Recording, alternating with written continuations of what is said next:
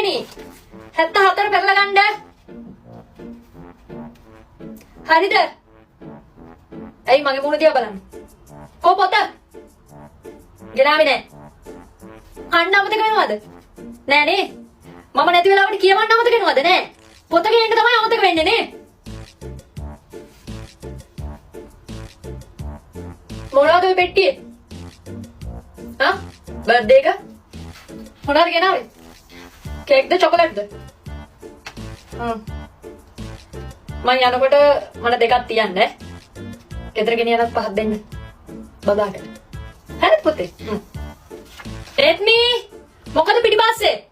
දැන් මේ පාරේ ලකුණු අඩුයි. එනවා.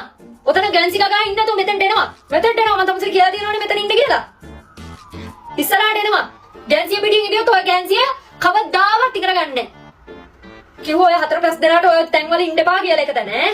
ආයේ මගේ පීරියඩ් එකේ අවු වෙන්න එපා. තේරුණාද? මේ නේල්ස් ටික නම් කරගත්තේ මේ යාර කොළඹ සැලොන් එකේ. ඒ ටික ලස්සෙන්ට කරා. මොකද? ඔතන සද්දයයි.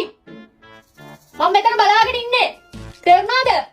සද්දේ අඩු කරන්න ඕනේ. හරි සද්දයි නෝ ඒකට. ඔව් මේ නේල් ටික නම් ඕනේ නේ. නෝනා මෙන්නු මොකද මේ? කැලේ මොකද? ටෙම්පරරිද? කටු පිටිපස්සට ගාලා කටු ගහ ගන්න ඕනේ ඈ. පිටිපස්සට වෙන්න. වැටෙන්න තියන්න එපා. මේනු කොහෙද යන්නේ? ක්ලාස් එකේ වැඩ නැද්ද? මොනවද ඔය? අතේ තියෙන මොනවද? වෙන්න.